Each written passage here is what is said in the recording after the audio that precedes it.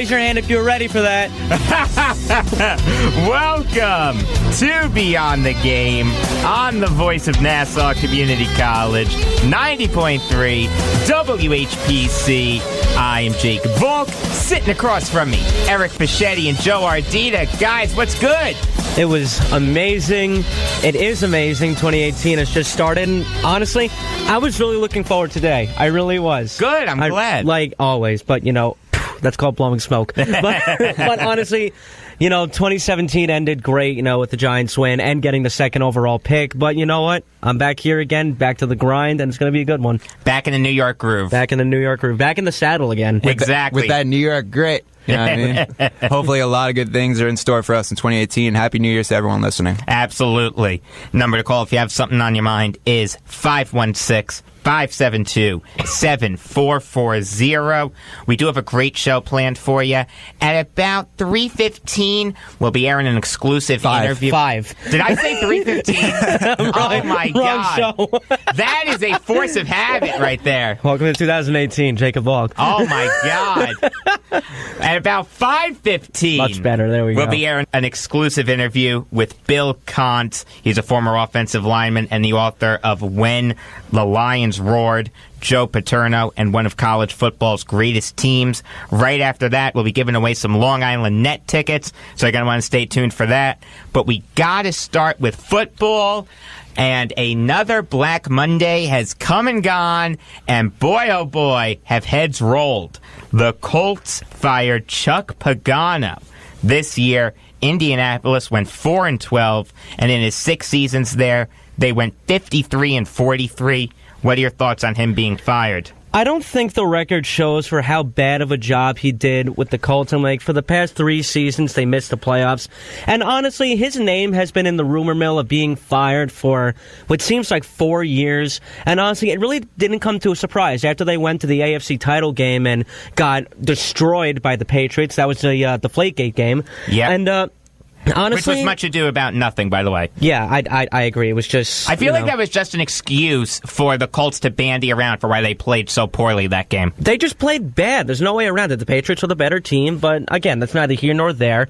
But it just didn't really come to a surprise to me. I don't think Pagano's a great coach. I really don't. I think he had a really good year when the Colts went to the AFC title game, and I think that's about it. I just don't think he's a great coach. I agree with you. I think he's a horrible coach. He was one of the worst coaches in the NFL. Not the worst. That honor goes to the distinguished Todd Bowles. I am so glad Dominic is not here because of, oh my God. You'd have a field day with it. I did. Him and I went at it. It was great. Don't get me wrong, but oh my God, he's such a Jet apologist. He really is. Drives me nuts. I don't think he's a Jet apologist. I just think there's two different sides of the Jets fandom. Like, you hated it, Dom loved it. It's honestly split down the middle. It's the exact same thing with the Gettleman hiring for the Giants. It's the exact same thing. But Joe, where do you stand on that with Bowles? With Bowles? Yeah. I mean, I really don't think he's a great coach. I mean, there's been a lot of questionable play calls throughout the year, and even though we ended on 5-11, I'm at 5-11, I feel like the front office or people that were evaluating Todd Bowles, it was the same record as last year, but they feel like they're on an upward trend. So they were like, okay, this team has some future. Let's give him, let's give him another chance. But I'm not really buying that narrative that they're on the way up. Even though I do feel that way, I don't think that was the reason that Todd Bowles, giving him a reason to stay. I agree with you. Really quick, breaking news, Carson Palmer announces his retirement. Wow. Everyone's retiring from Arizona. Bruce Arians, Carson Palmer. That was sad. Did you see his post game, with the team and stuff? That was sad. No, I didn't see it. He was basically, I'm so proud of you. I couldn't be happier to be your coach. And he broke it to them like, that's my last game. That's it. And Larry Fitzgerald is going to go too. You watch. One of the best to do it. He is amazing. Oh, yeah. This offseason? Yeah. I don't know. Done. I don't know. I'll give him next year for sure. Okay. All right. I personally think with Arians gone and Palmer gone, he's not going to want to go through a regime change like that and a new quarterback. I think he's gone. I want to get back to Pagano for a minute. I agree with you, Eric. He was a horrible head coach in Indianapolis. He did nothing with Andrew Luck, was never able to get into that promised land, and he did a horrible job with Jacoby Brissett. Yes, and him and Irsay clashed a lot. Yes. A lot of criticism he got in Week 10 when Brissett got a concussion. They put him back into the game. He was cleared to play by the Colts, and then after the game, he was put into concussion protocol. So horrible. Yeah. He's a horrible coach. I'm glad he's out of a job. When he was hired, he was a very highly sought-after guy. He was Ravens' defensive coordinator, and the Colts landed a top head coach, but now we know he's just garbage. He really is. The Raiders fired Jack Del Rio and are expected to replace him with John Gruden. This year, Del Rio went 6-10, and in his 3 seasons in Oakland, they went 25-23. Joe, what do you think of Oakland's coaching situation? Well, first of all, hearing John Gruden coming back into the coaching realm of the world, I am excited for that. I really like Gruden as a commentator, and I feel like him returning to a team, he has a young quarterback in Derek Carr. That would be really, really interesting to see. It'll also be interesting to see who they replace on Monday Night Football. But considering, the coaching situation, I think Rex Ryan might get it. That would be really cool. I mean, I don't know if he's going to get back into coaching. It's hard to tell when ex-coaches go into broadcasting jobs if they're going to come back or not. They kind of sit on it. I didn't think Gruden would ever come back. I thought he got too comfortable sitting next to Sean McDonough or Mike Tirico or whoever it was. But I'm glad Gruden's coming back to Oakland. I really am. Yeah, I think Jack Del Rio is a pretty solid coach, but the Raiders, they had expectations this year after doing well with Derek Carr last year. He got injured, and I guess they felt like there was some sort of change that needed to be made. Like I said, I like him as a coach, but going 6-10 with the players that they have. Yeah, they had Super Bowl expectations. Right. This was a team that was supposed to, by a lot of people, to bring down the Patriots. Right. And honestly, the Giants were supposed to be in the Super Bowl this year. Yeah, I know. What a crazy year it's been, huh? What a year. The Jets finished with more wins than the Giants. Who saw that coming? I can definitely tell you, not me. Dominic actually won a bet because of that, so good job, buddy. He also said that the Cowboys want to make it to the playoffs, which I thought was absolutely ludicrous at first. Dominic is a smart guy. As much as I rip on him, he's really... He's like Tony Romo.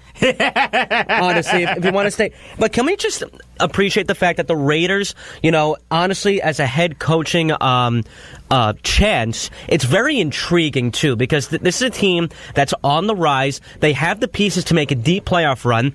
Excuse me, you have a very young quarterback in Derek Carr that honestly could get the Raiders back to the promised land, whether it be in Vegas or in Oakland, we wouldn't know. But honestly, the Raiders are a very good team. They have the pieces to be competitive. Just this year just didn't work out. They're set to move to Vegas after next year. Okay. So after Josh Rosen is a New York Jet for a year, we'll be seeing the Las Vegas Raiders. You think Rosen's going to be a Jet? I hope so. I like Josh Rosen. He's my best quarterback coming out of this draft. Really? If the draft were tomorrow, he's my best quarterback. Wow. Okay. How's that for a bold statement? I know we're going to get to it later, but I think Baker Mayfield really made his stock rise. Okay. All right. Like you said, we'll get to it later. The Lions fired Jim Caldwell. This year, Detroit went 9-7, and in his 4 seasons there, they went 36-28. What are your thoughts on him being fired?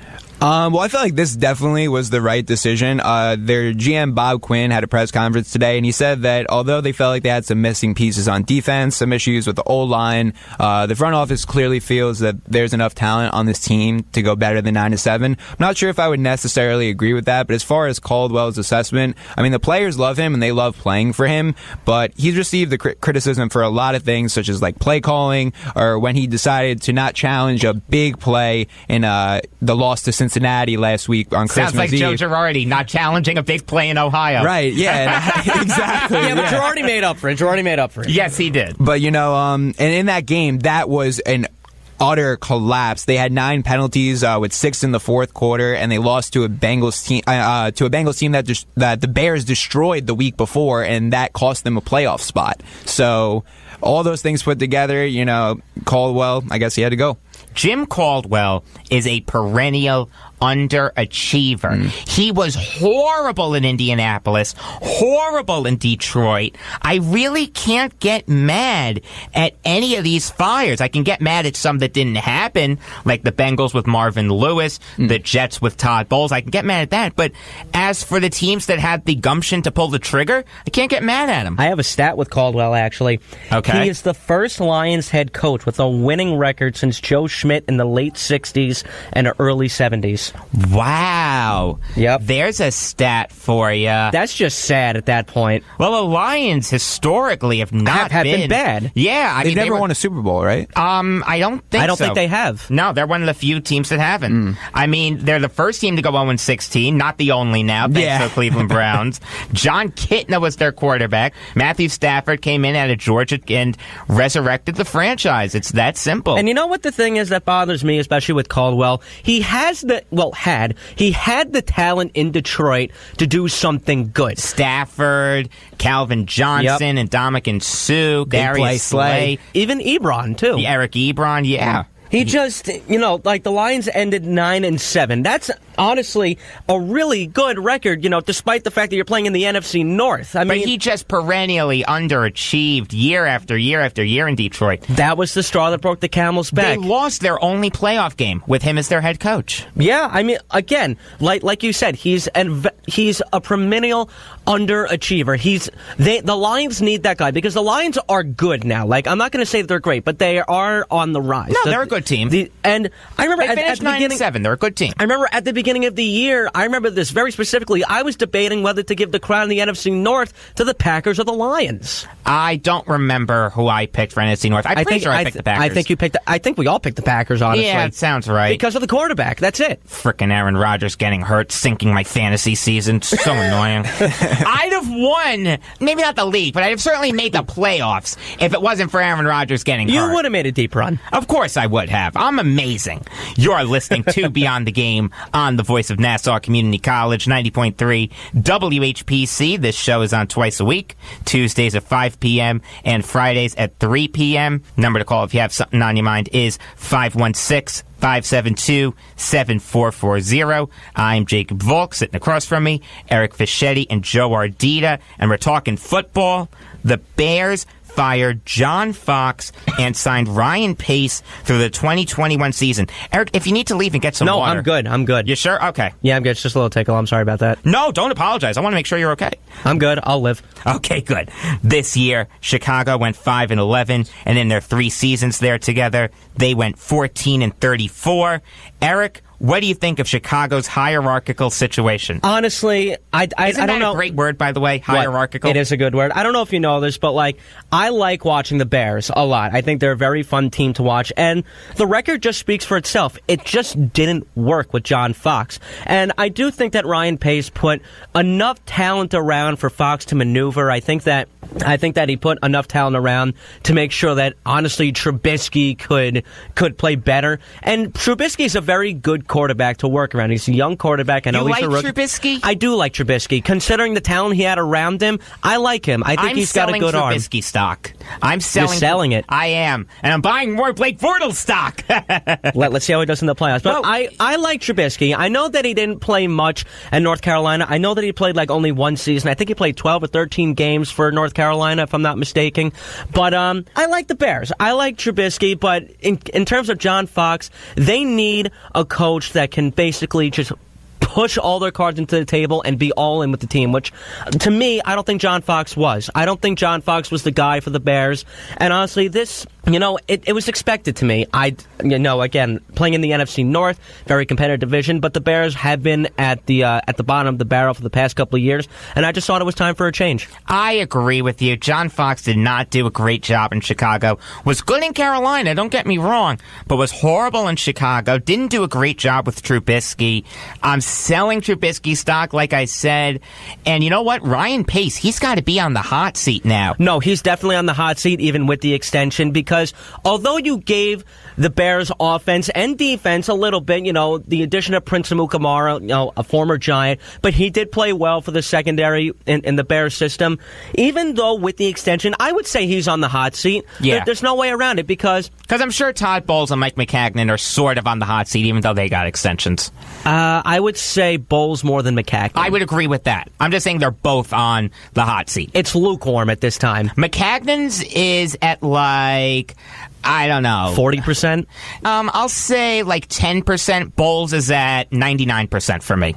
Really? Okay. I can't stand Todd Bowles. He's the worst head coach in the NFL, for God's sake. You're not in the minority at all, unless you're Dom. But my God! honestly, it just split down the middle. Didn't Tony Romo say on Sunday that the Jets quit? Didn't he say that, or am I misremembering that? I couldn't tell you. I didn't recall that, but I wouldn't doubt it if they did, to be honest. I mean, some of those games, they did look lifeless. Their last 4 games, they scored a combined 32 points. That is